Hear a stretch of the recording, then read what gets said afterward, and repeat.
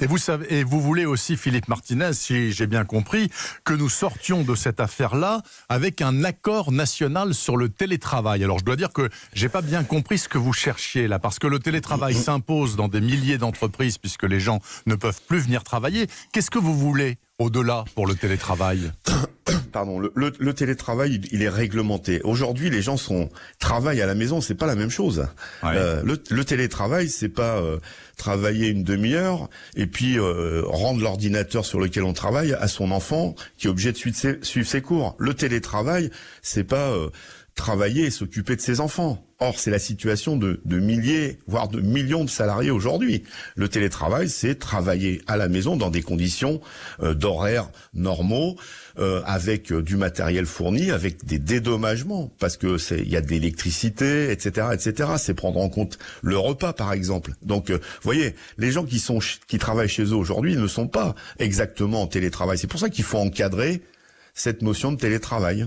Comme ça se fait dans quelques entreprises d'ailleurs. Oui, ça se fait par entreprise. Et vous souhaitez que l'État prenne la main là-dessus et impose des règles nationales. Bah, vous savez que nous, on est très attachés à l'égalité des salariés et des citoyens. Ouais. Et si chacun fait ce qu'il veut en fonction de son entreprise, les conditions seront pas les mêmes selon la petite ou la grande entreprise, y compris avec des employeurs qui parfois oublieront quelques notions de droit. Donc, quand c'est cadré au niveau national, tout le monde a la même règle du jeu, si vous permettez cette expression. Philippe Martinez, la CGT a d'ores et déjà fait savoir, ça c'est clair, qu'elle ne souhaitait pas que les enfants retournent à l'école le 11 mai, mais seulement en septembre.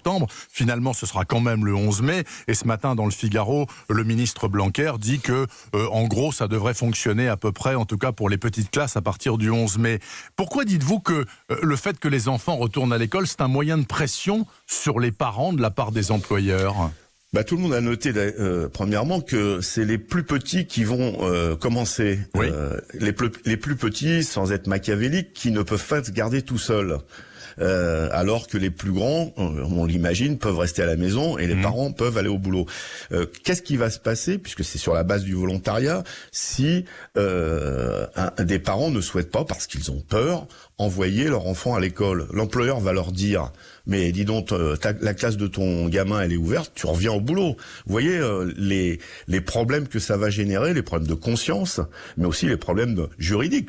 Est-ce qu'on pourra être licencié parce que, par peur d'envoyer son gamin à l'école, on va dire, moi je reste à la maison. Et puis, dans les communes où les écoles ne vont pas réouvrir, comment ça va se passer? Et puis, s'il y a plus de 15 volontaires, puisque j'ai cru comprendre que c'était ça 15 enfants par classe, oui. 15 enfants par classe. Comment, si il y en a 17, 18, comment on va faire? Quels parents vont être obligés? Vous voyez, il y a beaucoup de questions qui restent sans réponse, et je trouve que le ministre de l'Éducation est très optimiste. Une dernière question, Philippe Martinez. Ça fait 8 ans qu'il n'y a pas eu de défilé syndical unitaire le 1er mai.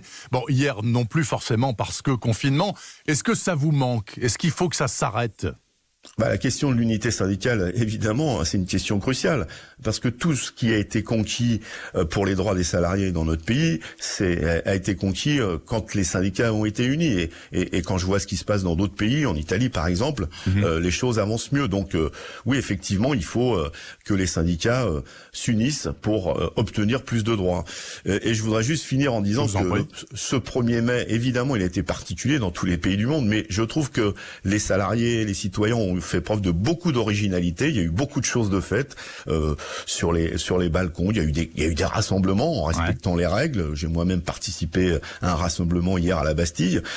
Et puis sur la toile, sur les réseaux sociaux, je vous assure qu'il y a eu des choses extraordinaires. La CGT, par exemple, avec d'autres syndicats du monde, ont organisé un concert mondial avec des artistes de tous les pays qui ont chanté une chanson pour les salariés, pour exprimer leur solidarité. Je trouve que ce 1er mai, même s'il n'y a pas une manifestation de rue comme d'habitude, il a été massif, puissant, et puis les revendications étaient là.